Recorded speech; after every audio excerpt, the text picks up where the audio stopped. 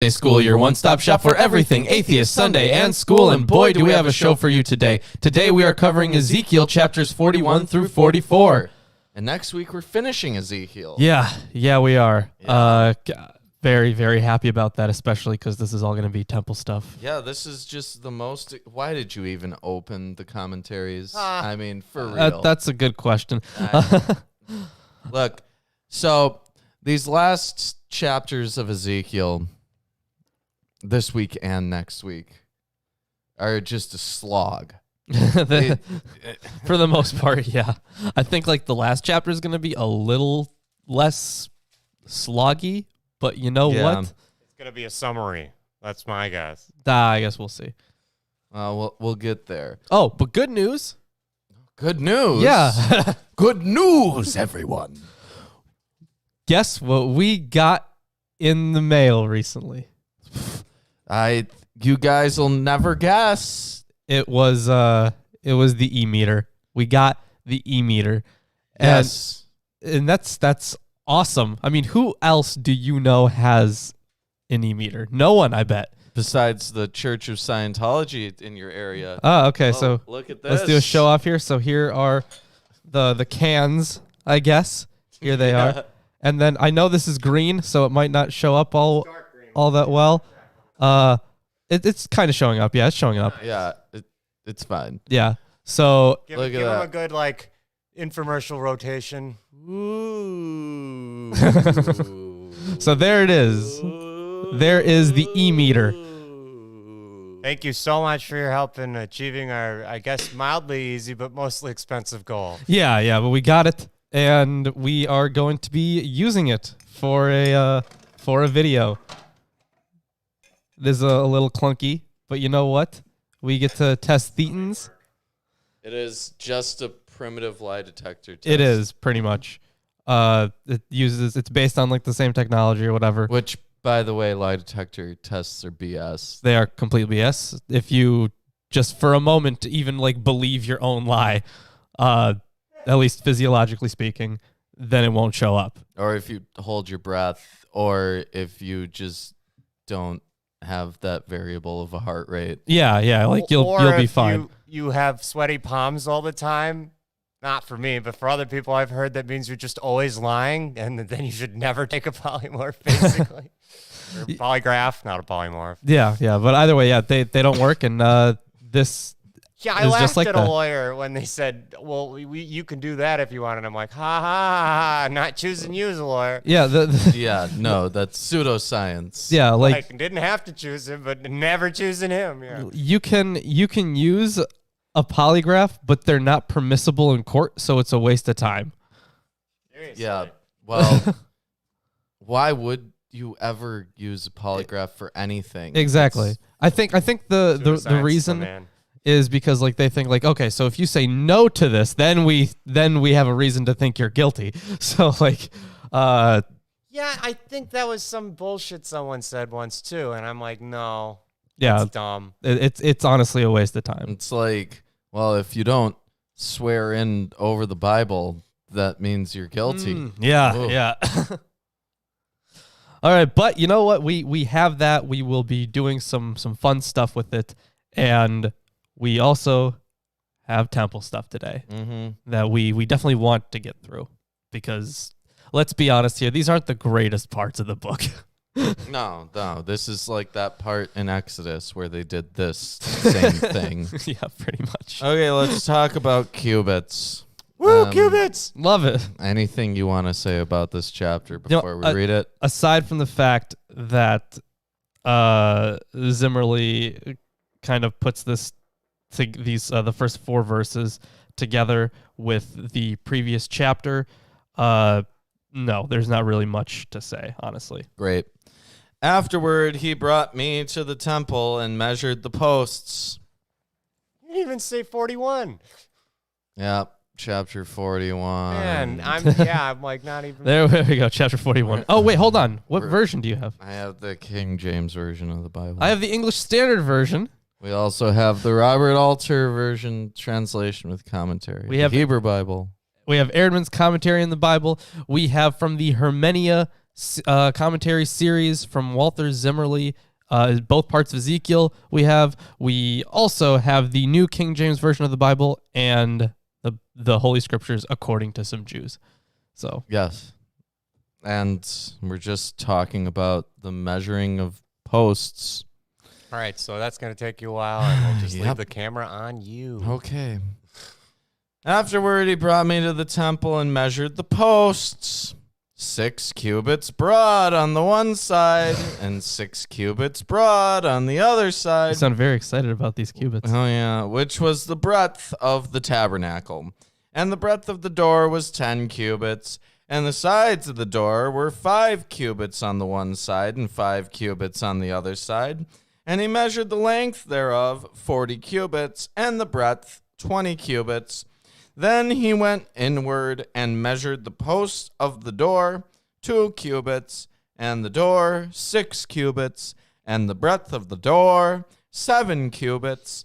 So he measured the length thereof 20 cubits, and the breadth 20 cubits before the temple. And he said unto me, This is the most holy place. So, just one little note here.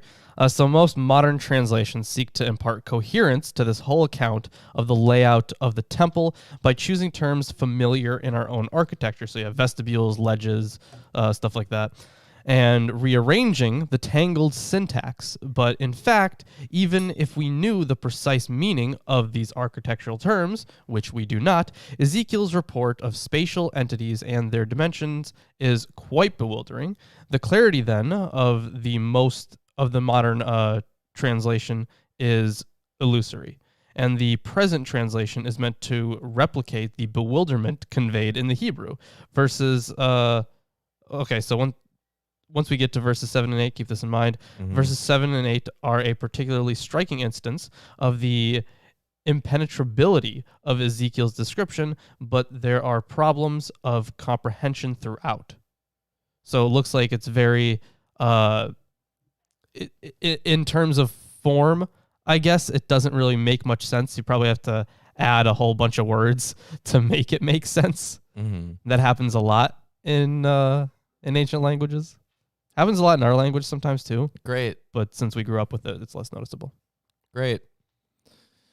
After he measured the wall of the house 6 cubits, and the breadth of every side chamber 4 cubits, round about the house on every side.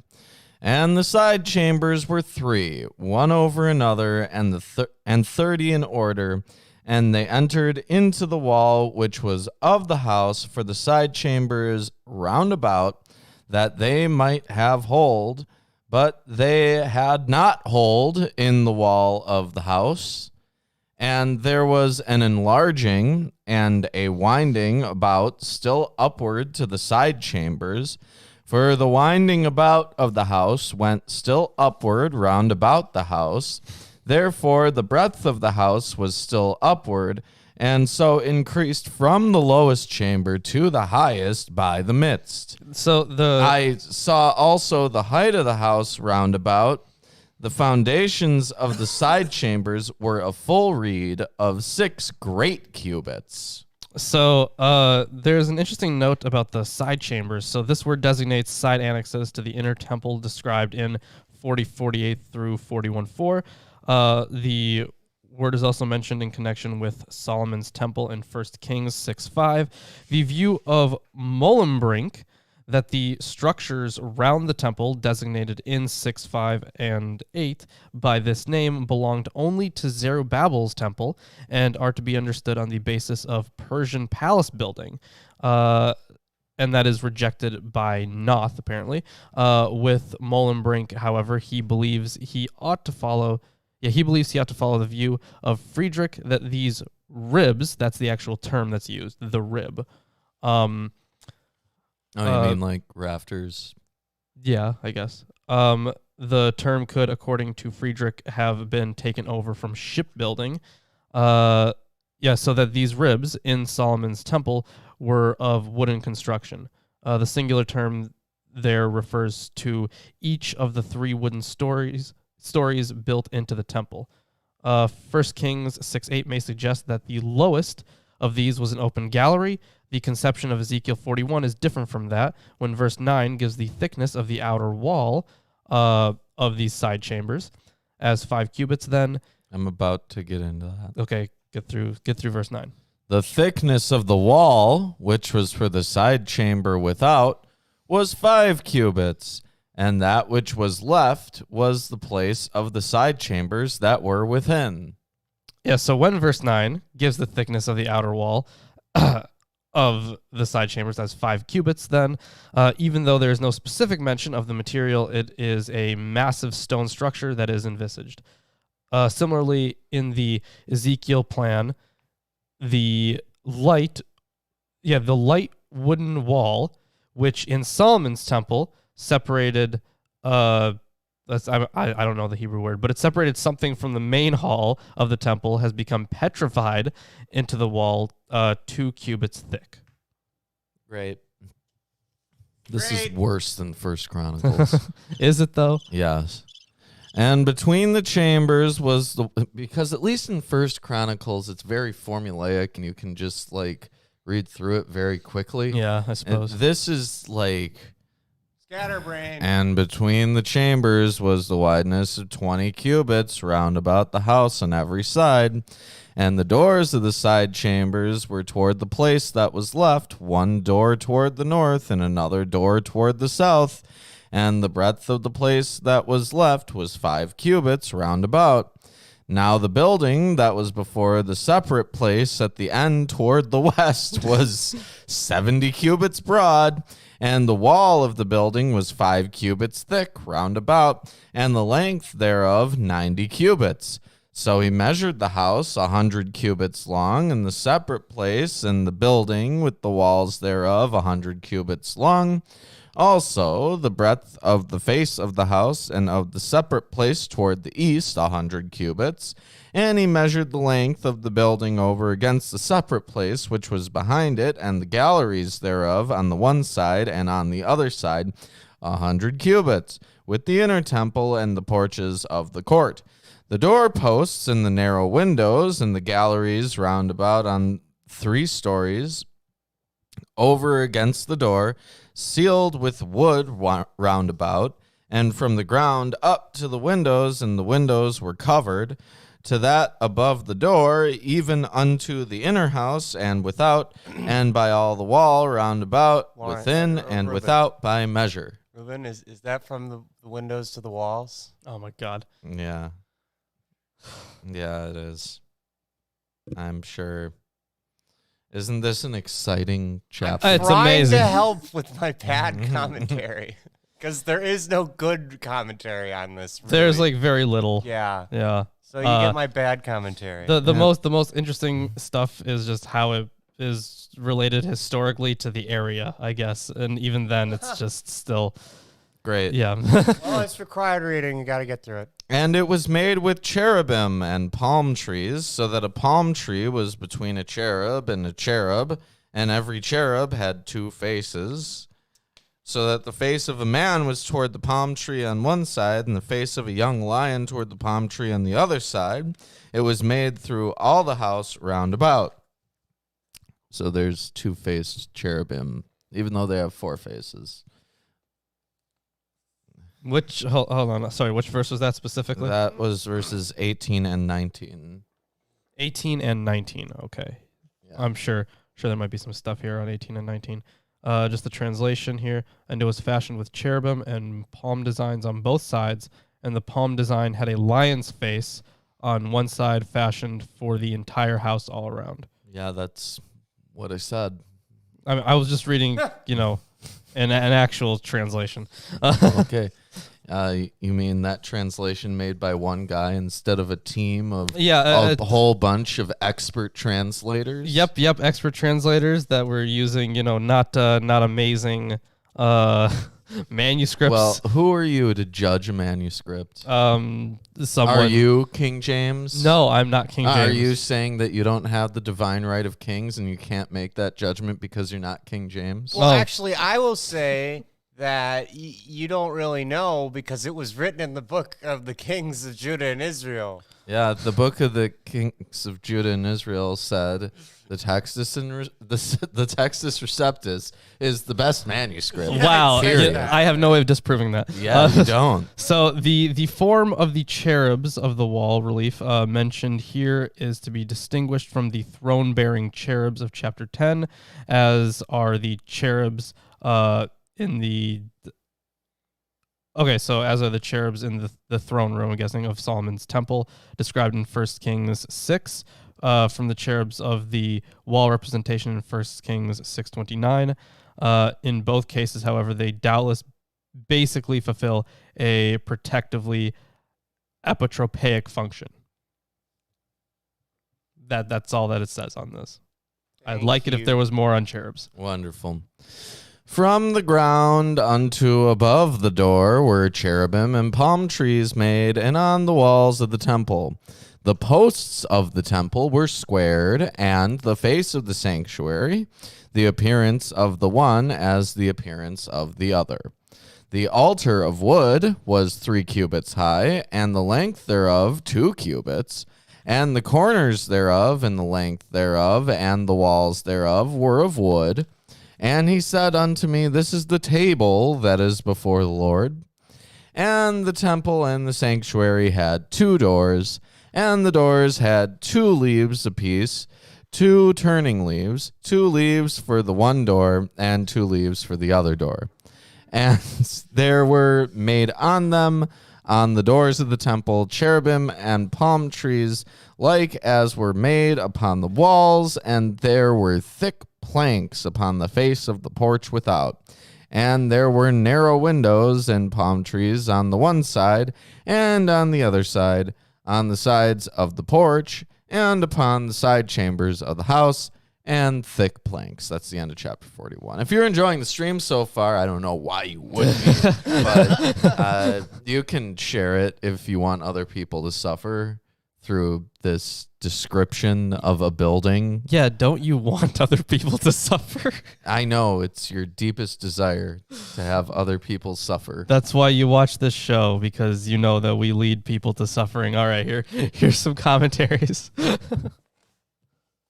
I don't know what you may need these for, but you might. There might be something. Now Ezekiel's going to describe the temple complex in the order in which he is conducted around it by a human-like supernatural figure, as in earlier chapters. Oh, well, that's way better than what Reuben had. So it's almost as if we're still doing the same thing, though. Yes. We're still like in the same place we were before. So anyways, chapter 42 now. And actually, we're going to have a repetition of material that was already covered in chapter 40 once we get to verses 15 through 20. Oh, great. You know, that's my favorite part about these arduous descriptions is when they repeat it. In fact, Alter notes, the bafflements of Ezekiel's floor plan of the temple continue to proliferate, and no attempt will be made here to sort them out. Verses 5 through 6 are especially egregious.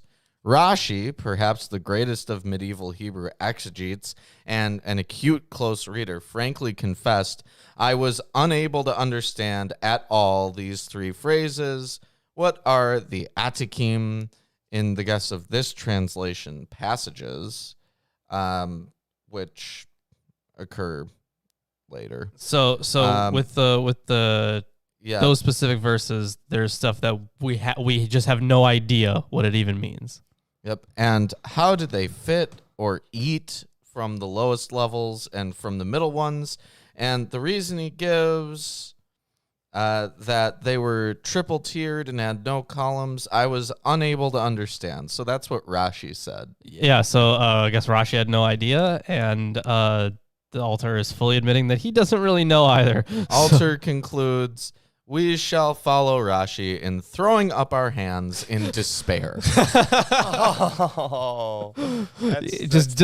Giving up on this one. He's like, I got no idea here. Like anyone that's reading this, no clue.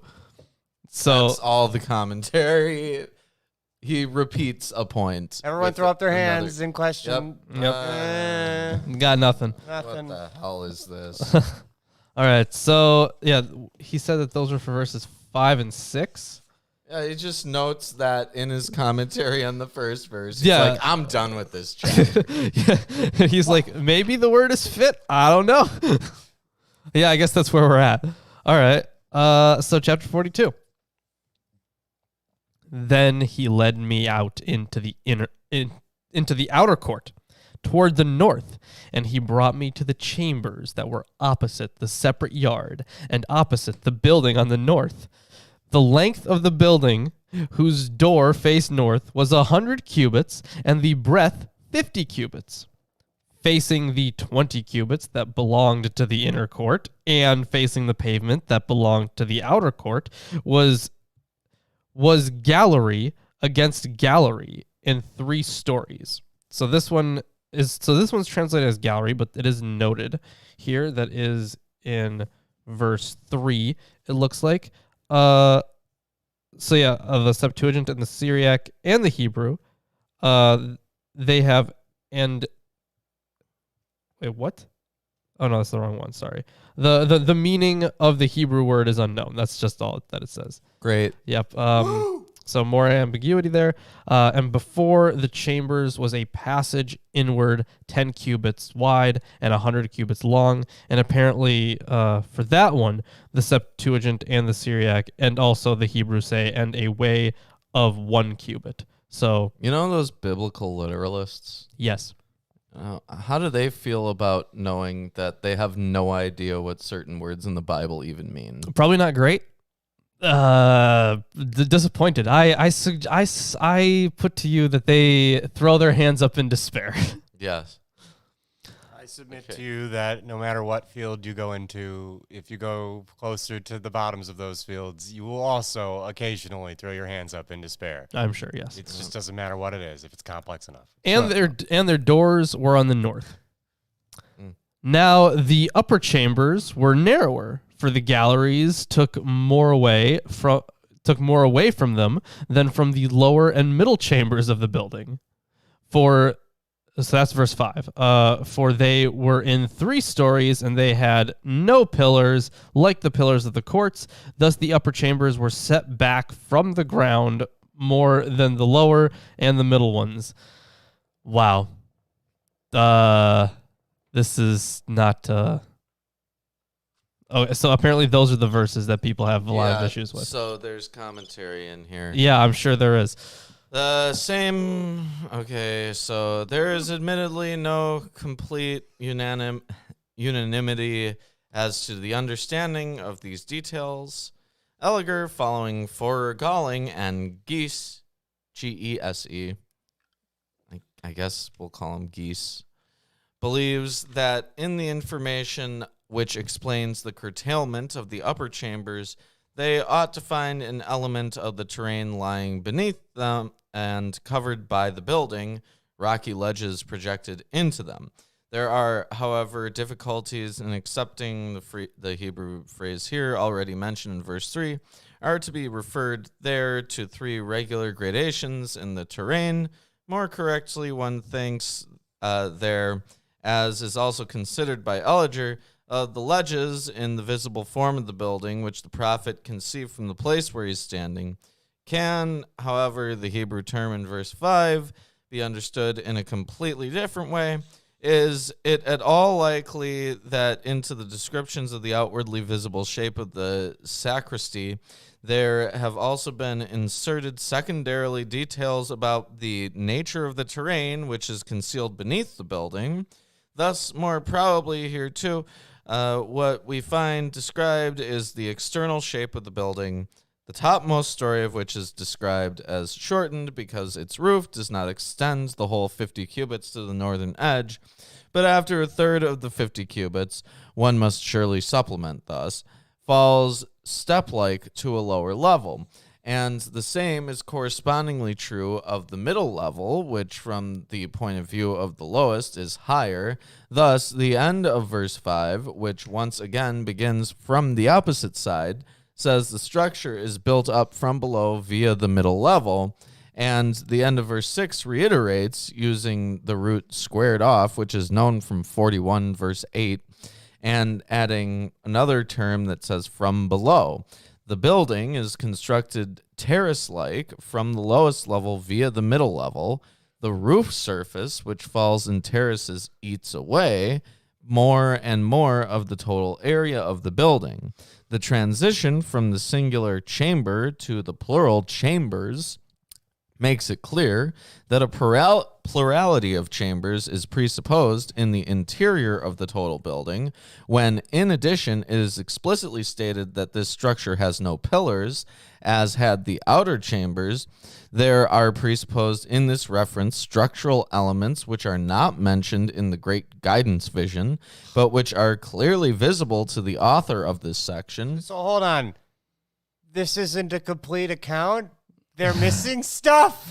So I mean, they're missing stuff. Here's what I'm thinking. I'm thinking that there was I don't know if there was if he was actually looking at a temple or if he had like a floor plan to a temple. I don't know how architecture was back in the day.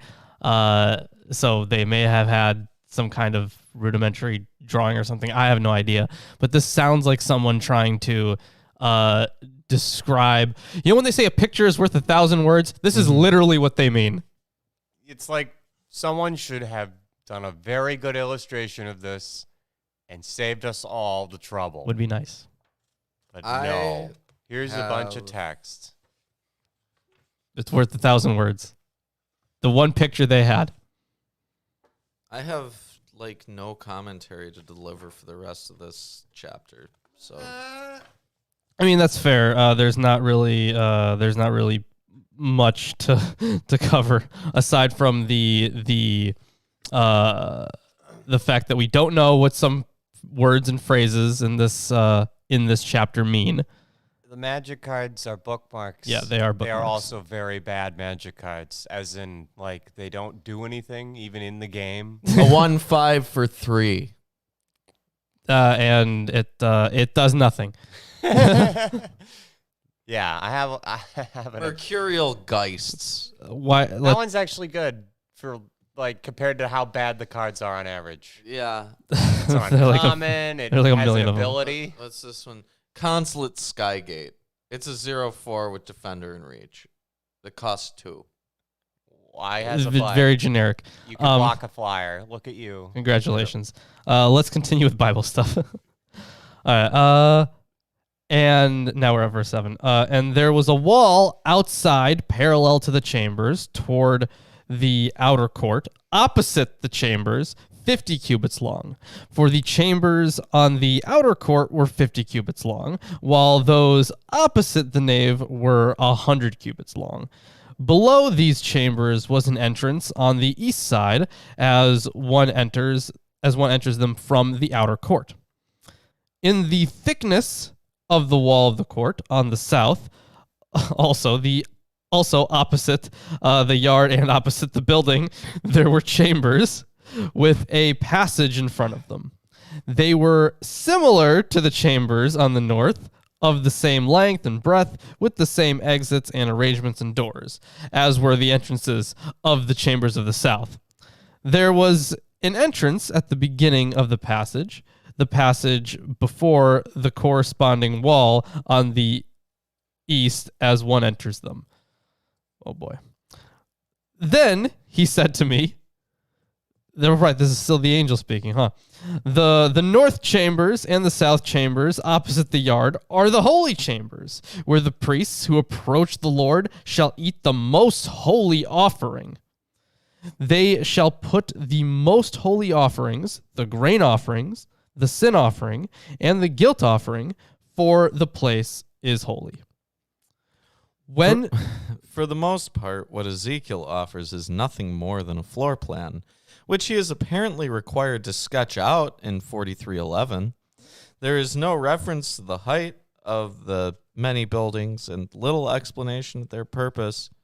While many of the sacred objects, such as the covenant chest, are unmentioned, the emphasis thus lies on the systematic thoroughness of Yahweh's architectural planning. The measurement's precision and the plan's symmetry suggests careful calculation on the prophet's part, as well as visionary openness. It is striking that everything works together to produce 100 cubit multiples. There are few 4s, 7s, or 12s.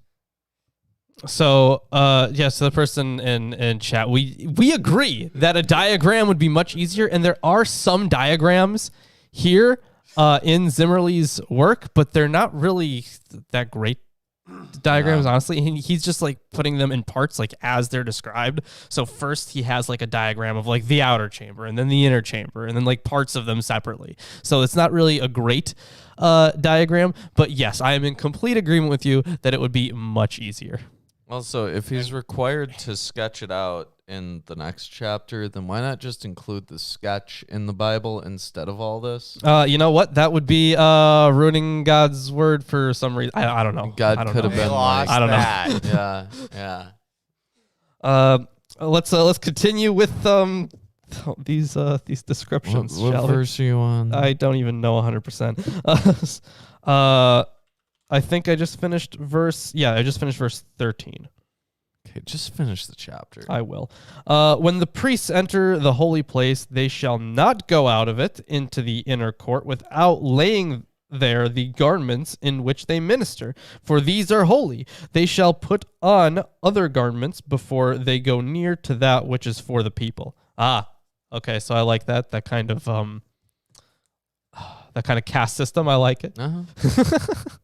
I don't. That's a joke.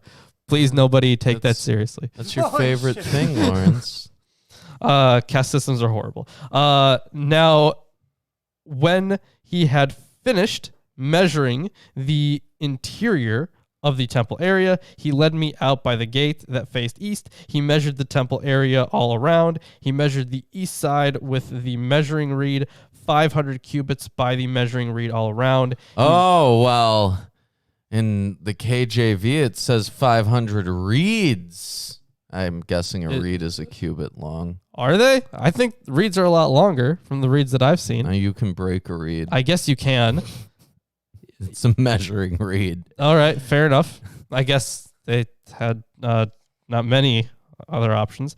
By the measuring reed all around. He measured the north side, 500 cubits by the measuring reed all around. He measured the south side, 500 cubits by the measuring reed all around. Then he turned to the west side and measured 500 cubits by the measuring reed. He measured it on the four sides. It had a wall around it, 500 cubits long and 500 cubits broad, to make a separation between the holy and the common. They just could have said square. Square. It's a square. Yeah. Okay, Jason, there's not really a whole story here. It's just a floor plan that's being poorly described. You know, right? I mean, because we had the stuff beforehand, right, with the angel, telling him all these plans, right? I feel like, you know, he could have just been like, and then the angel described the temple to me, right? And that would be all of these chapters, like. That there are nothing would be lost. There are a few parts in here that I could see, like when they're describing exactly what something is for. Sure, but those are few and far between. Yeah, I agree, but they still exist. Yeah. Please enjoy the 20% to 10% that might actually contain any significant value to our reading today. Yeah, And are bad. Are we sure this isn't like a redaction, like an addition by some, because this is so different than the rest of Ezekiel. Yeah, that is accurate. Literally feels like the same description of the temple previously. It's so close. It is definitely, yeah. It's just like, it's nothing like the earlier chapters of Ezekiel. And I don't know if this one would go down as the most boring episode, because we had to read First Chronicles, the first 9 chapters in one episode. And that's just a genealogy. So that one wasn't a lot of fun either. Yep. I'm going to say that this is worse because at least you can speed through the reading of First Chronicles, and like this, we don't even know how long exactly a cubit is. So it's not like it is a fairly vague measurement. It's not like this is like even painting a definite picture. You're just like, okay, well, roughly Yeah. So long. 500 of those. Yeah, just like around this, who knows. It's around there. Just don't use something real small or real long, and you should be all right, I guess. So it's a tough call on. Imagine on trying to do construction with a vague measurement tool like that. Yeah. Right. Okay. We're talking about chapter 43. If you're enjoying the stream so far, I don't know what you would be. We're done with 42? Yeah. Wow. But if you are enjoying the stream for whatever reason, please drop a like. It really does help us. And right now, we kind of really need moral support. So please drop a like. yeah. Oh, no. Here comes moral support. Oh, no. I hear the moral support coming. Do you hear it?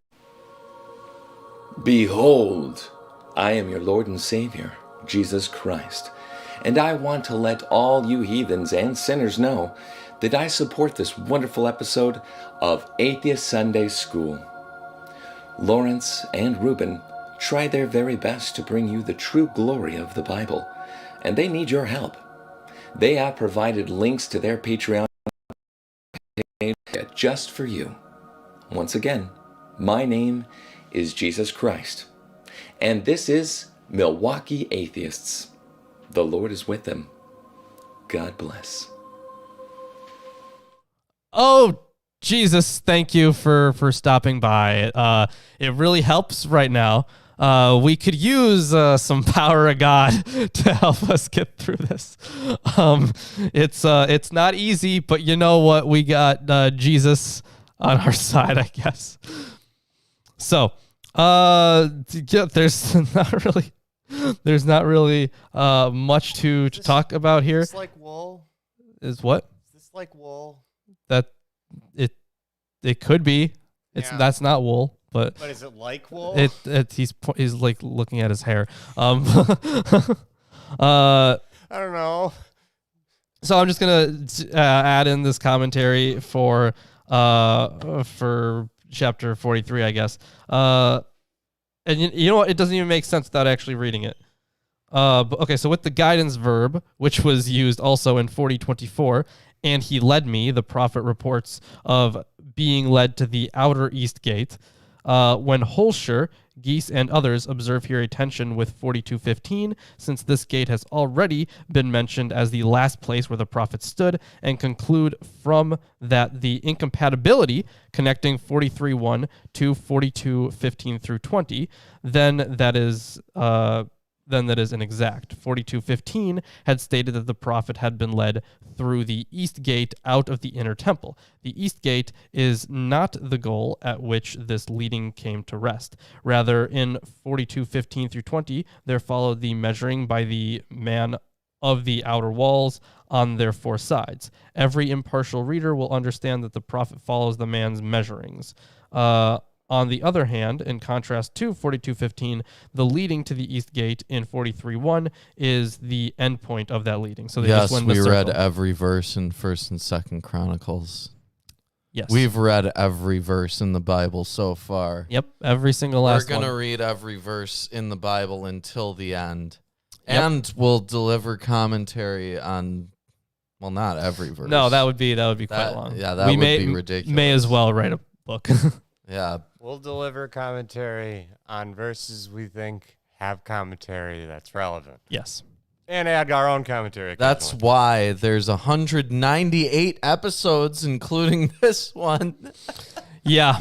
Yeah, let's we're just- almost at 200. Just remind ourselves how insane that is. I think we missed like a couple weeks here Three. and there. 3 weeks. Sundays and 2 Fridays. 3 Sundays and 2 Fridays. But yep, we've been doing this For years. for Longer than you've been alive. years. Almost 4 now. Yep. That's crazy, actually. And this is among the worst chapters in the entire Bible. Like, come on, man. Why did Proverbial you- martyrs for atheism? Why did you write this? Ezekiel, man. Come Or on. Pseudo Ezekiel. I liked the stuff before. It was very interesting to read through that stuff. Yeah, we had some crazy visions. Okay, but this is not that. This is not that. This is still a This vision. is a vision. This is not a crazy vision. Right. This All is- right, so I saw a hallway, and the hallway was maybe about 35 feet long and like 5 feet wide. There's 10 feet wide or so. I'm guessing, 10 cubits or so. Yep. Yeah. Great. Thanks, man. Yep, and it was 7 cubits tall and roundabout. It was 10 cubits and 7 cubits. And there was marble in the hall. No, it doesn't go into that detail. So there was some wood. There was wood and a door in the hall. Thank you. And the doors were on This is our the left commentary. side and the right side, and the doors led into rooms, and the rooms were 40 cubits on the west wall and 40 cubits on the east wall and 40 cubits on the north wall. Hold on. Is it a square? Yes. Oh my God. Yeah. It's a square. You could have said square. Yeah, so let's get into chapter 43. Are you even going to give commentary on this? 'Cause- Maybe a little bit. I There mean- seems to be some okay stuff here. okay, well, Okay. there might be a couple verses here, but Yeah. otherwise. Afterward, he brought me to the gate, even the gate that looketh toward the east. And behold! Behold! Behold. The glory of the God of Israel came from the way of the east, and his voice was like the noise of many waters, and the earth shined with his glory. That's a very common thing. Yeah, so this phrase marks the beginning of another of Ezekiel's epiphanies. The glory is the dazzling manifestation of the divine presence before the eyes of the prophet. It is possible that the glory here is identical with the divine chariot of chapter 1, but there is no unambiguous indication in the text that is the case. I guess we'll see. Maybe we're done talking about cubits. Maybe. And it was according to the appearance of the vision which I saw, even according to the vision that I saw when I came to destroy the city. And the visions were like the vision that I saw by the river Kebar, and I fell upon my face. So if you recall, that vision is what happens at the beginning of the book of Ezekiel. Yeah, so the Hebrew says merely, when I came to destroy the city, but the prophet is not the agent of destruction, so it is assumed in this translation that he is referring to his prophecies of destruction in chapters 8 through 11. Yeah, so he's like, and I saw God, and it looked like God that one time that I saw him at that river. Remember that? Yeah. And it's like, okay, we're done talking about cubits. Let's jump into something a little more exciting. And the glory of the Lord came into the house by way of the gate, whose prospect is toward the east. So the Spirit took me up and brought me into the inner court, and behold! Behold! The Yeah, gl- you know what? Now looking back on it, it seems like the actual temple descriptions may have been an addition. Yeah. Or a completely separate thing that existed prior to this that was just later pinned onto it, which is totally possible. Like, I've heard of scene setting before, but this is ridiculous. Yeah. The glory of the Lord filled the house, and I heard him speaking unto me out of the house, and the man stood by me. And he said unto me, Son of man, the place of my throne and the place of the soles of my feet, where I will dwell in the midst of the children of Israel forever, in my holy name shall the house of Israel no more defile, neither they nor their kings by their whoredom, nor by the carcasses of their kings in their high places, in their setting of their threshold by my thresholds, and their post by my posts, and the wall between me and them.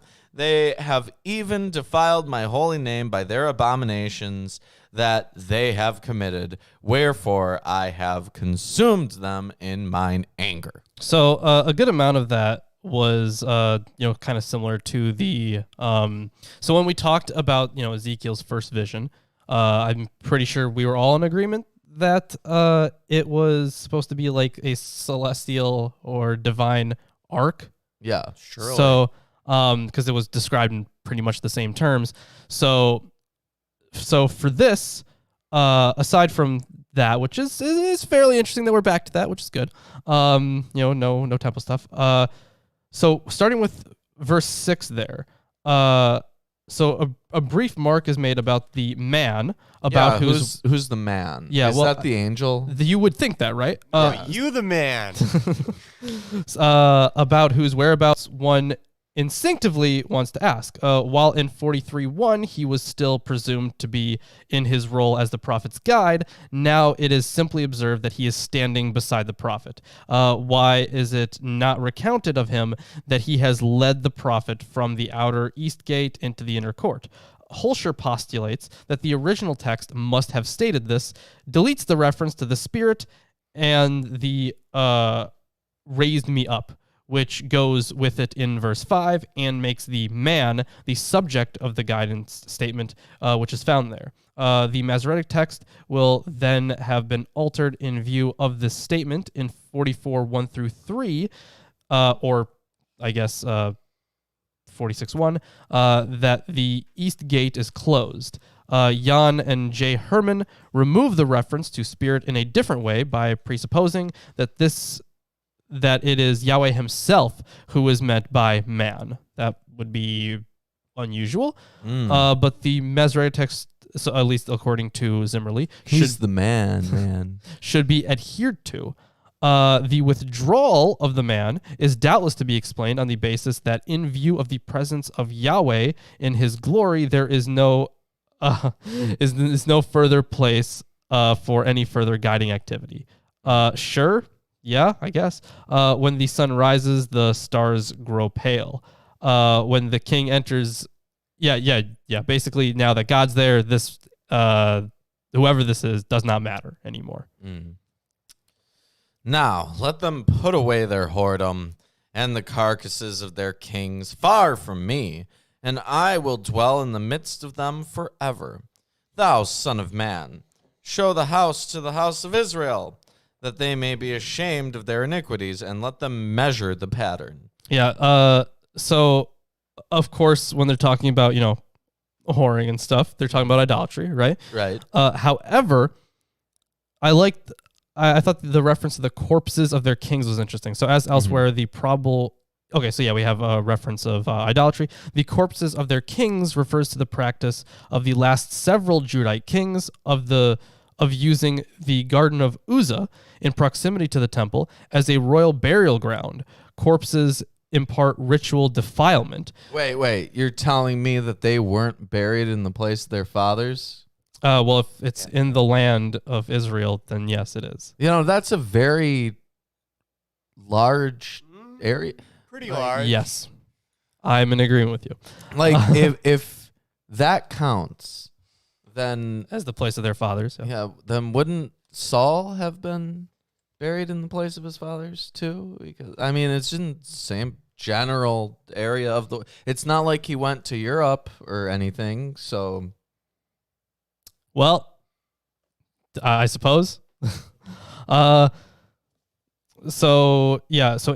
The Garden of Uzzah, right? So they were using it as a royal burial ground. Corpses impart ritual defilement. The threshold and doorposts of the next verse would thus be the threshold and doorposts of the royal mausoleums. Okay. And if they be ashamed of all that they have done, show them the form of the house and the fashion thereof, and the goings out thereof, and the comings in thereof, and all the forms thereof, and all the ordinances thereof, and all the forms thereof, and all the laws thereof. And wow, they really just said form over and over again. They did, yes. Love those forms. Yep, and that's get out of here, Plato. Very platonic. In fact, why don't you pin our T-shirt, which is the platonic form of the T-shirt. We do have other shirts, and I think other shirts that we have are better, but we do have, in fact, the platonic form of the T-shirt. Yeah, Actually, no other shirts are better. This is the platonic form of the t-shirt. Well, you know. Okay. So. Can't screw that up. And write it in their sight, that they may keep the whole form thereof, and all the ordinances thereof, and do them. This is the law of the house. Upon the top of the mountain, the whole limit thereof round about shall be most holy. Behold! Behold! Behold. This is the law of the house. And these are the measures of the altar after the cubit. Oh, no! The cubit. Okay, so They bamboozled us. They got you. They got you. It was interesting for a second. let me read this verse for you. Okay. The cubit is a cubit and a handbreadth. Even the bottom shall be a cubit, and the breadth a cubit, and the border thereof by the edge thereof round about shall be a span. And this shall be the higher place of the altar. A cubit. This is hard. What are we even describing? So the translation that's used here is a cubit and a hand's breadth. As before, the indications of the measurements and the architectural terms are bewildering. Yeah. So a cubit is a cubit and a hand's breadth. Yeah, I think that's why Alter has his translation, because that one doesn't make sense. Like, by definition. Yeah. One is one. 1 plus 2. Yes, it is. That is exactly the same. News flash. Yeah, show that to all the KJV onlyists. Yes. And from the bottom upon the ground, even to the lower settle, shall be 2 cubits, and the breadth 1 cubit. And from the lesser settle, even to the greater settle, shall be 4 cubits, and the breadth 1 cubit. So the altar shall be 4 cubits, and from the altar and upward shall be 4 horns. Woo! Yeah, I mean that seems like it's very similar to how they carried the ark. Yeah. Yeah. And the altar shall be 12 cubits long, 12 broad, square in the 4 squares thereof. And the settle shall be 14 cubits long and 14 broad in the 4 squares thereof. And the border about it shall be half a cubit, and the bottom thereof shall be a cubit about. And his stairs shall look toward the east. So before we get more into cubits, I need to point out that they did use squares, and for some reason have not previously used squares. Yeah, that's this would be very convenient. good. 4 square even. 4 square. So the description of the altar gives few clues as to its origin. If the suggestion, which has recently been strongly advocated, that the altar reflects something of the architectural type of the ziggurat is correct, I don't know, then this would suggest the exile as the place of origin of the description. And yet, as will be shown, not inconsiderable objections can be made to this interpretation, so that no particular weight can be given to this derivation. Nor is the thesis advanced by de Groot that this form of the altar had already been introduced as an innovation by Ahaz and his priest Uriah, capable of cogent proof.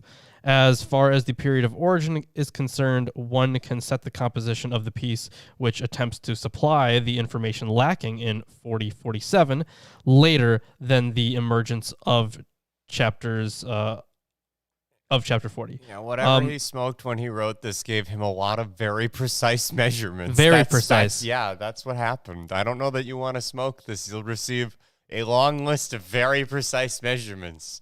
Yep. Yeah. It's kind of intense. So basically, this, depending on how you interpret this, you could fit it in multiple different periods of time. Yep. What else is new? And he said unto me, Son of man, thus saith the Lord God, these are the ordinances of the altar in the day when they shall make it, to offer burnt offerings thereon, and to sprinkle blood thereon. And thou shalt give to the priests the Levites that be of the seed of Zadok, which approach unto me to minister unto me, saith the Lord God, a young bullock for a sin offering. And thou shalt take of the blood thereof, and put it on the 4 horns of it, and on the 4 corners of the settle, and upon the border round about. Thus shalt thou cleanse and purge it. because You know. blood is such a good cleaning. It is. Thing. Yes, it cleans very, very well. Before Mr. Clean, there was blood. Bullock's blood. Yep. Thou shalt take the bullock also of the sin offering, and he shall burn it in the appointed place of the house without the sanctuary. And on the second day thou shalt offer a kid of the goats without blemish for a sin offering, and they shall cleanse the altar as they did cleanse it with the bullock. When thou hast made an end of... maybe they just mean like... Actually, no, never mind. Go ahead. Yeah. They're sprinkling blood everywhere. So when thou hast made an end of cleansing it, thou shalt offer a young bullock without blemish and a ram out of the flock without blemish. They ritually purified it, I guess. Yes. They're going for it. And thou shalt offer them before the Lord, and the priest shall cast salt upon them, and they shall offer them up for a burnt offering unto the Lord. You know, lots of animal sacrifice in the Bible. Yeah. 7 days shall thou prepare every day a young goat for a sin offering. They shall also prepare a young bullock and a ram out of the flock without blemish. 7 days shall they purge the altar and purify it, and they shall consecrate themselves. And when these days are expired, it shall be that upon the 8th day and so forward, the priests shall make your burnt offerings upon the altar and your peace offerings, and I will accept you, saith the Lord God. And that is the end of chapter 43. If you're enjoying the stream so far, give it a like, share, comment, subscribe, etc. Do all of the things. Yeah, we know it's kind of been a... It hasn't really been a fantastic episode There's today. been a sprinkling of interesting things. Yeah, biblical texts, so they can range from stuff like this to stuff that is, like Ezekiel's first vision, right? Like it's a wide variety of experiences you get when you read the Bible. So yeah, there you go. We're on to the last chapter of the day. Hopefully this isn't horrible. Let's. Well, we're going to be discussing the ministry of the temple. Oh, okay. That's almost just as bad. Yeah. So yeah, it says. Let's discuss hierarchical structures. Okay, yeah. So the sections here are titled "The Gate for the Prince" and "Rules for Levitical Priests." Yep. This is Ezekiel didn't end well. It's well, I guess we haven't gotten to the end yet, but we're nearing the end, and it's not looking great. Like a fizzle, not like a bang. Yeah, it's like if you're watching a movie that is like really good, but then it starts to get like really bad all of a sudden in the middle of it or whatever. They just stop trying. Yeah. Gave up. It's like that. All right. So, do you have anything to say about chapter 44? Well, Eerdmans counts, and actually the Hermenia commentary also sections off these first 3 verses. Okay. And I suppose that happens in your version too. No, They don't have different titles. not for the first 3 verses aren't their own thing. Well, I'll have a little bit of commentary on verse 2. The man shows up again. Okay. But there's not really anything here. I mean, the man is bringing him through the area. Okay. So yeah, after I guess after talking. Okay, so they have the temple. They've measured it out. They see God, and they purify the altar and whatnot for sacrifices, and now they're back to looking around the temple, I guess. Yep. Then he brought me back to the outer gate of the sanctuary, which faces east, and it was shut. And the Lord said to me, "This gate shall remain shut. It shall not be opened. No one shall enter by it. For the Lord, the God of Israel, has entered by it. Therefore, it shall remain shut." That's God's door. Yeah, that's God's door. So Yahweh may have recalled the closing of a great Babylonian temple gate to anyone but Marduk, but it commemorated the fact that Yahweh had entered the temple once and for all by this entrance. It had thus become as sacred as the sanctuary. Now, That's still an interesting parallel, though. yeah, there is commentary in the Hermenia translation and commentary. The full title, Yahweh God of Israel, originally had its home in the sanctuary of Shechem. With regard to men, a clear ruling has been given: no human foot shall in the future cross the threshold over which Yahweh passed into his sanctuary. These are sacred grounds now. Yes, the closed gate proclaims the majesty of the one who came. One may ask over and above, however, whether it does not testify to a second aspect, namely the finality of Yahweh's entry into his sanctuary, an entry which has been referred to in 43:7 as for all time. Yahweh closes behind him the doors which he no longer intends to open for a new departure of the nature of that in 11:23. Thus, in addition, the closed gate could proclaim also Yahweh's fidelity.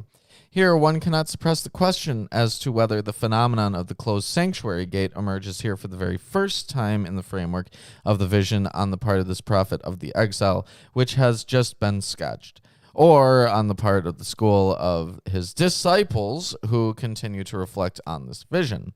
Now, Unger has pointed out a related phenomenon in the city of Babylon. Pohl has followed him in the assumption that the sacred gate, Babu Elu, through which Marduk's procession from Esagila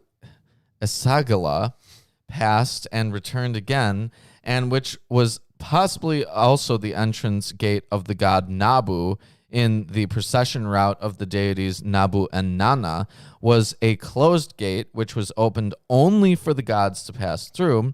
In line 440 of the New Year festival ritual, Unger finds the mention of a feast of the opening of the gate, which would thus determine the date of the procession.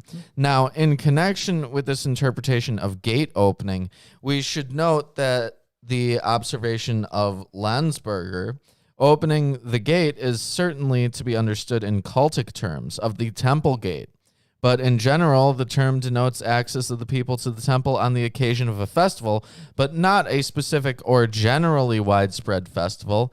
Also, the specific expression closed gate, which Unger believes was he has found cannot, on closer examination of his reading, be maintained. The fact, however, that there were periods when gates were closed is assured by the opposite expression pit babi, which expresses the end of a period of closure. One may perhaps, in this context, recall the end of Psalm 24, with its summons to the gates to open themselves for the King of Glory. Furthermore, the assumption of a reservation of the sacred gate for the passing of the deity is extremely probable.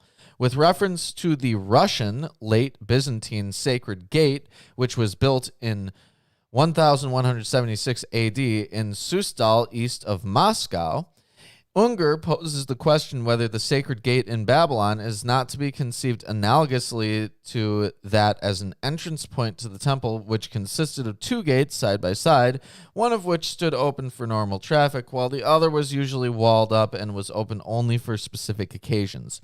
In another way, one can think of the Porta Sancta, which opened only once in 25 years in the year of the Jubilee for a whole year.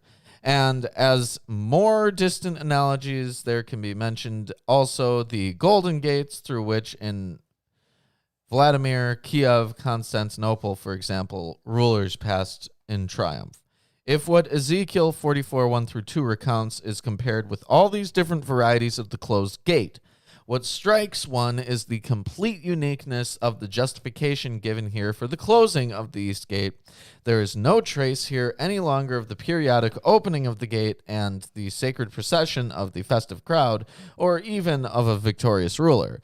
With complete uniqueness here, the gate is to be closed once and for all. Yeah. Because Yahweh has once and for all taken possession of his sanctuary, and no procession, however sacred, may repeat this event regularly after him.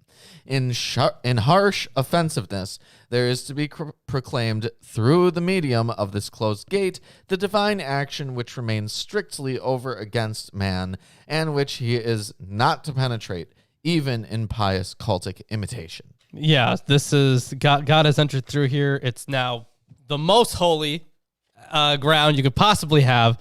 No one can come in now. There's no gate even close to it. But let's read the very next verse here. Only the prince may sit in it to eat bread before the Lord.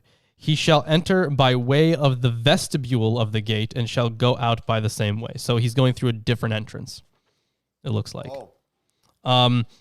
Then this is, so that was verse 3 that I just finished there. Yeah, the prince, this is in fact what is meant. Once more in the cultic ruling, blah, Should blah, I blah. continue while you find something? If here the prince is allowed to sit in the vestibule of the gate structure, which is oriented inwards in the direction of the westward facing temple building in order to eat there his sacred sacrificial meal, this must be what is meant by to eat food here. Then this renders the eastern gate structure ineffective as a gate. It acquires the function of a cultic room. Sure. The prince, as the most distinguished member of the lay congregation, is accorded the privilege of eating his meal in the gate structure, which has been sanctified by Yahweh's entry. Then he brought me by way of the north gate to the front of the temple, and I looked, and behold! Behold! The glory of the Lord filled the temple of the Lord, and I fell on my face. And the Lord said to me, Son of man, mark well, see with your eyes, and hear with your ears all that I shall tell you concerning all the statutes of the temple of the Lord and all its laws.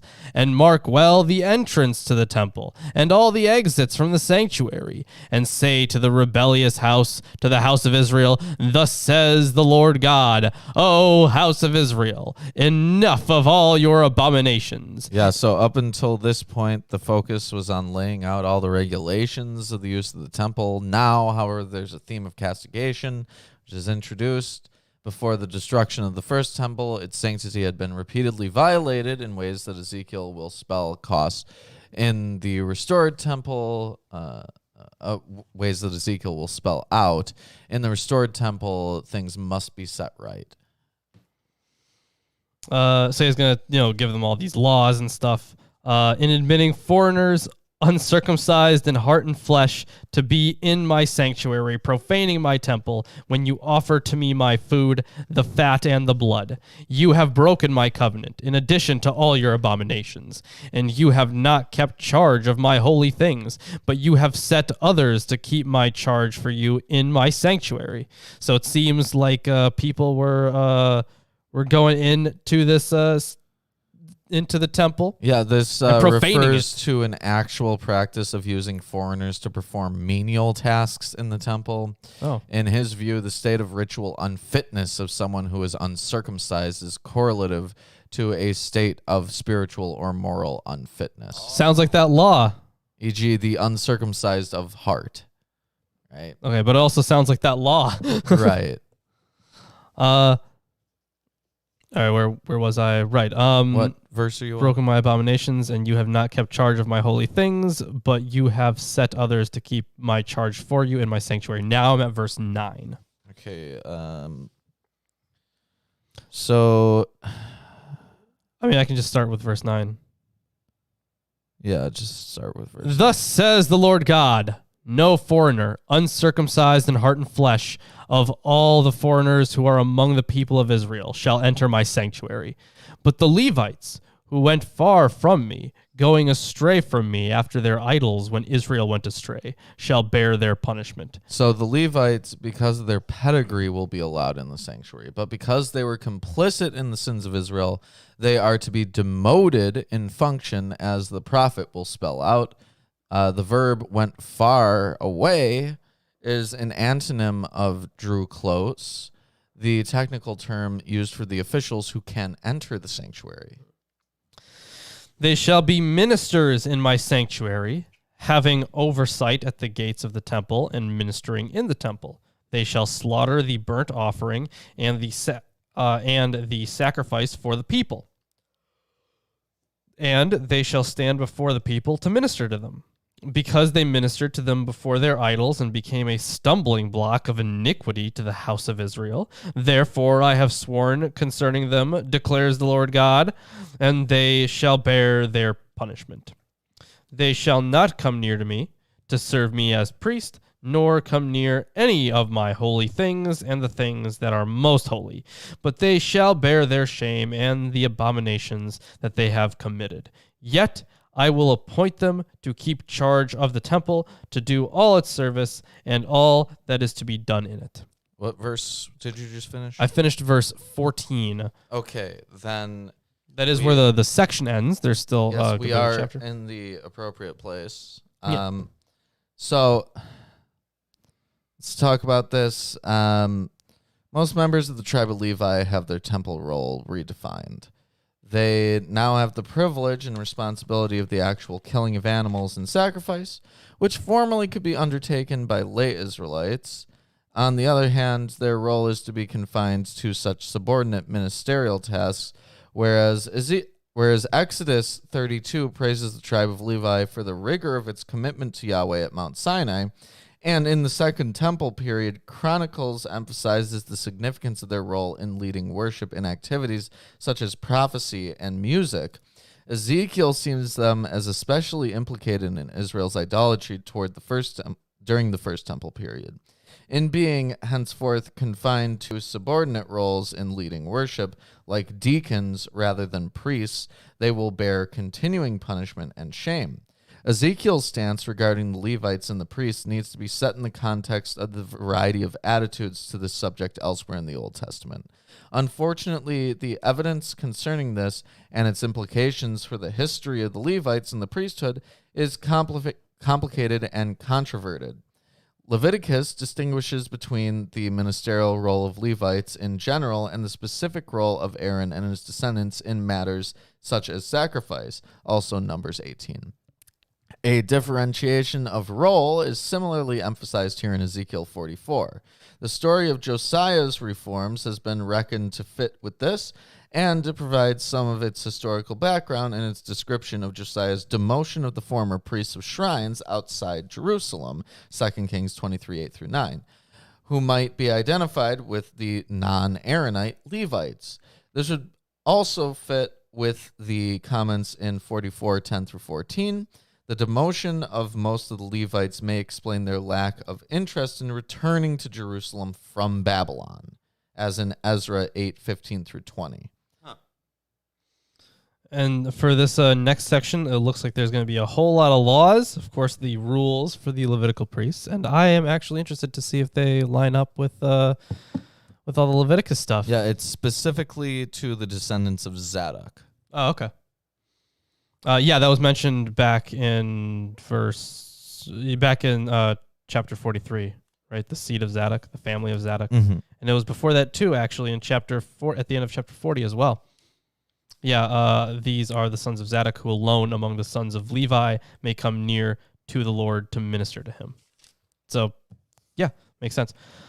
But the Levitical priests, the sons of Zadok, who kept charge of my sanctuary when the people of Israel went astray from me, shall come near to me to minister to me, and they shall stand before me to offer me the fat and the blood, declares the Lord God.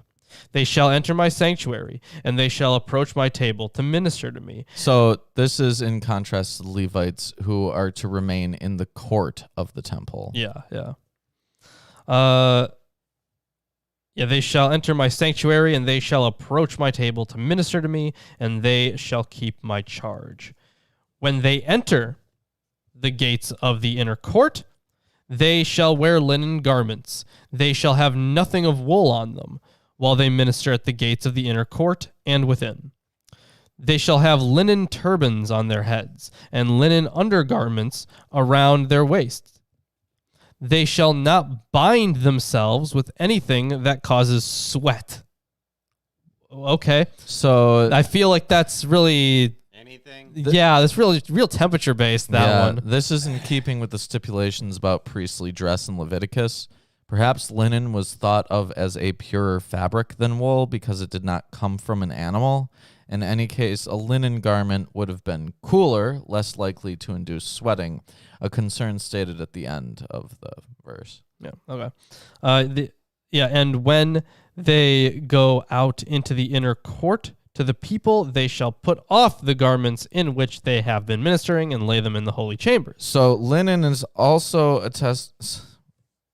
There's a bit here. Okay. Right. I'll finish the verse. Yeah, finish the verse. Then I'll talk about linen. Yeah, and they shall put on the garments, lest they transmit holiness to the people with their garments. Okay, so first of all, Alter says about this. I think it would work oppositely, though, because they would instead defile the garments. Well, this appears to be an idea peculiar to Ezekiel. Just as ritual uncleanness is imparted by contact with an unclean object, sacredness is imagined to be imparted by contact with anything that has been consecrated. For Ezekiel, who is after all a priest and preoccupied with drawing the boundaries between the sacred and the profane, it is essential that the condition of consecration not spread among the people. Hence, the consecrated garments must be removed and left inside the sacred chamber. I see. Okay, so they have consecrated and they have unclean, but then in the middle there's just this, I guess everything else. Yeah, everything else. So let's talk about linen. So the people then, if they're worried about bringing holiness to the people they're not unclean. Is the thing. You didn't change the quote. I didn't. Whatever. I gotta. Let's talk about linen. The rule about. Okay, where does it start here? The linen clothing of the priests was described in 9:2, 10:2, by linen, which corresponds to the way P usually speaks of priestly clothing. See Exodus 28:42, 39:28, Leviticus 6:3, and 16:4, and elsewhere. Yes, the priestly author in the Torah. In addition, there is found also a term for the finer linen, which is used, according to Exodus 28:6, for the making of the ephod, and according to 28:39 for Aaron's coat and turban. On this, see Ezekiel 16:10 and 27:7. Linen is also attested in Herodotus as the material for priestly dress in Egypt. The expansion in verse 18 introduces another two items of priestly clothing made of linen. One, the headband, which was mentioned in 24:17 among the items of clothing of the prophet himself, in which figures also in Exodus 39:28 with the same term among the items of priestly clothing, alongside the term usually used in P, which is a different term, the breeches.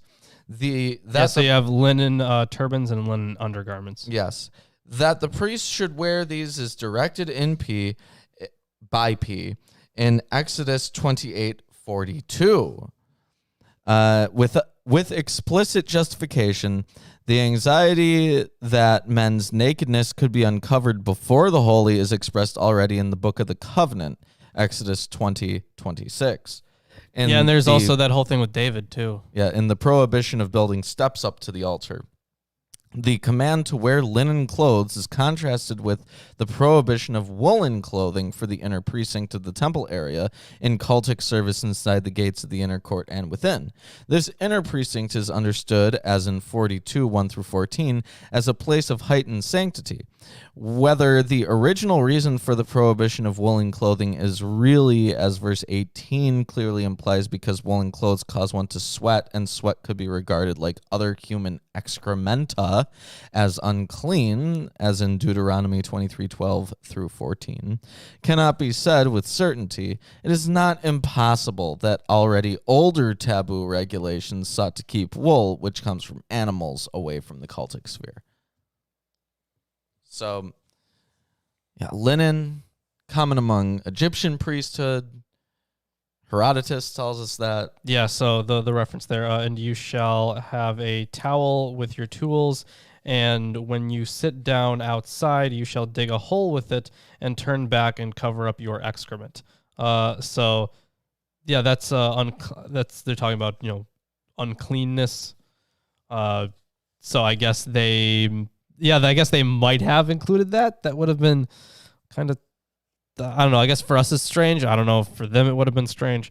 Well, okay. Let's continue here. Saying they shall put on their garments lest they transmit holiness to the people with their garments. They shall not shave their heads or let their locks grow long. Oof. But you know what? I'm not a priest, so it doesn't matter. Well, that would be they shall surely trim the hair of their heads. So that would be for two different groups. The groups who shave their heads are the ones who are mourning, and the ones who let their locks grow long are those mystics. What were they named? You remember those dudes who never cut their hair because of some holy reason. I don't remember the name of the group. Sweet. But I think I know what you're talking about. Yeah. A Nazarite. Nazarite, okay. Yes, the Nazarites. So we have confirmation that Nazarites are not priests. All right, continuing on here. No priest shall drink wine when he enters the inner court. They shall not marry a widow or a divorced woman, but only virgins of the offspring of the house of Israel, or a widow who is the widow of a priest. So in Leviticus, this prohibition is for the high priest, not for the whole priestly caste. Ooh, okay. The motive is to ensure the genealogical purity of the priestly line. Yeah. Perhaps it's feared that the widow or divorced woman might have conceived by her first husband before the marriage was ended by death or divorce. Alternately, her sexual contact with a man not of the priestly line may have been thought of as contaminating. Yeah. Welcome to ancient Israel. They shall teach my people the difference between the holy and the common, and show them how to distinguish between the unclean and the clean. In a dispute, they shall act as judges, and they shall judge it according to my judgments. They shall keep my laws and my statutes and all my appointed feasts, and they shall keep my Sabbaths holy. They shall not defile themselves by going near to a dead person. However, for father or mother, for son or daughter, for brother or unmarried sister, they may defile themselves. So, yeah, you can bury them. You can bury your family. You're only if it's an unmarried sister. Right. If you have a married sister, Then her husband has to bury her. No, Yeah. After he has become clean, they shall count 7 days for him. You know what? I don't remember that specific thing.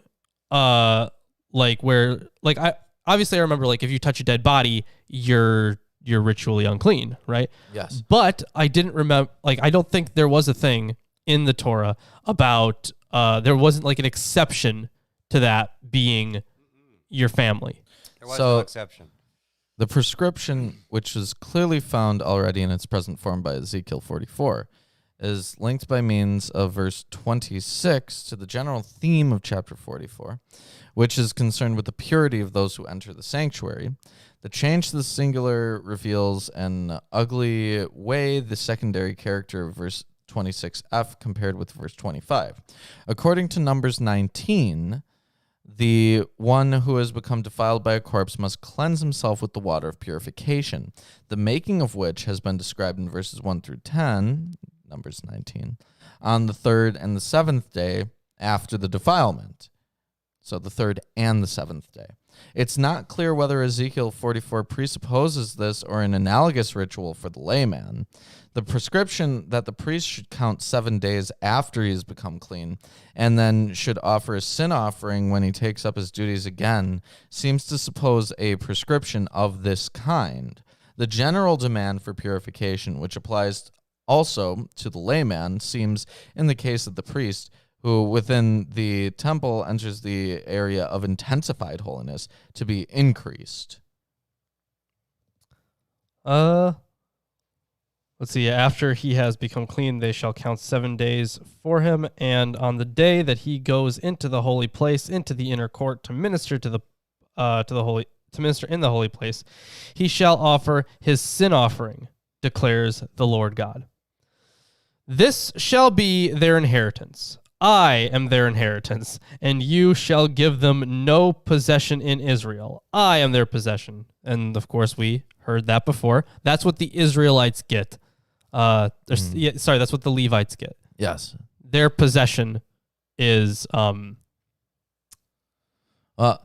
God. They get to be his. So this is the logic behind it. Alter notes that the priest needs no crop producing tribal territory because the people his sustenance is provided through the animal and grain offerings brought to the temple. Exactly. They shall eat the grain offering, the sin offering, and the guilt offering, and every devoted thing in Israel shall be theirs. And the first of all the first fruits of all kinds, and every offering of all kinds from all your offerings shall belong to the priest. Now this one, we had like an expanded version of this rule in Leviticus, I think, right? Mm. So these. So yeah, there's obviously like a huge promotion for the Levitical priesthood, kind of like an offering tax, I suppose, that existed, and it's just retold here. So all that stuff shall belong to the priests. You shall also give to the priests the first of your dough. Okay, so in the Torah, you got, as a priest, a portion of these things. You didn't get the whole thing, you got a portion of them. Mm-hmm. Now, they're not really specific that it's a portion of it. No. Maybe it's just assumed, but they're not specific about it. Ezekiel being self-serving Maybe. as a priest. You shall also give to the priests the first of your dough, that a blessing may rest on your house. The priests shall not... Oh, okay, hold on here. So the priest shall not eat of anything, whether bird or beast, that has died of itself or is torn by wild animals. These are taboo to all Israelites, but there is a contextual justification for mentioning them here for the priests. Their food comes from the best of what the Israelites bring, and thus it is all the more unthinkable that they would ever resort to carrion and animals torn by beasts of prey. Yeah, like why go look for just something dead in the wild? No, you need to get your food from the people. Yes. But with that being said, that is the end of our readings today. And next week, we will be finishing Ezekiel. We will be. And I looked forward ahead. My bad, guys. I'm not going to give away anything, You just said I looked forward ahead. You're right, I did. Whoops. Yes. I'm looking forward to you looking forward ahead. Thank you. So I looked ahead. And I saw that it looks like for the next chapter, we will be beginning with Cubit stuff. Yeah. And then it's going to not be Cubit stuff for a little bit. And then it's going to end with Cubit stuff. Oh. Great. Yeah. So, well, after that, we'll be in Daniel. That will be exciting. Yeah, and we'll be doing the additions to Daniel on the Friday Apocryphal podcast after we start Daniel in this, because we will be finishing Second Esdras on the Friday show. It's in perfect timing for that to happen. Exactly. And let's see. For anyone that missed it, we were showing off our e-meter earlier. We're not going to show it off again. You can just go to the start. We got the thetan meter. It is here. We need to figure out how to properly calibrate it. Yeah. Because, they have like their own terminology for like everything. Yeah. They have their own jargon for how to use these things. Somewhere, but yeah. There's a glossary in the back of the instruction manual. Which is never a good sign. Yeah. I don't think. But it is just a primitive lie detector test. Yeah, basically. But we're very, very excited to get to that. And Landon gets to read Ezekiel for next week. Yeah, it's going to be here. It'll be a lot of fun. Yeah, you get to finish Ezekiel with us. And won't read the Cubits chapter. No, I don't think he has a Cubits chapter. Well, maybe. You better hope you don't have a Cubits chapter, because those suck. Oh, man. Why would you end the book like this? That's a good question. Cram in those cubits somewhere. Right, you have the measurements somewhere, and they couldn't fit them in anywhere else, I guess. They put them all in the end. It had to be right there. I guess so. Those last few ones that you needed to get in. Either way, thank you everyone for joining us. If you have not, please drop a like, subscribe if you haven't. It's going to be greatly appreciated. Check us out on Patreon. Yes, we have good rewards on Patreon. You get video scripts. You can win T-shirts. You can be on the show. We got stuff there. Landon is very good at Being a patron. yes, and very good at shilling for us. Yes. Yep. We suffer through this so that you don't have to. Yeah. We also we have an Amazon wish list that has a lot of books on it. In fact, you might call us suffering servants. Wow. You might call us suffering servants. That is a thing you could do. Yep. Either way, we have an Amazon wish list that's full of books. Go look at the books. Go buy us the books. Yeah, we'll read them. We'll use them as sources. They could be on this show if they're commentaries. So yeah, we can just have more stuff to read every week. Yep. Let's see what else we got. We have a Teespring. We have something that's already pinned, but let's pin another shirt. So we have the. Let's pin a different shirt. Pin this message. I mean, you can just pin a different one. Yeah, you can just. You don't have to unpin. You can just want to pin a different thing. It's How about a behold? If you want to get yourself a Buzzy Bee T-shirt with beholds and all the good things, check out our spring. Yeah, it's because spring it's now. not Teespring anymore. Yeah, it's spring. For whatever reason, I don't know why they did that, but Yeah. that's a thing that happens now. So, there's that. We have a Facebook and a Twitter, and it's free to follow us on those. Yeah, and it's also free to send us emails.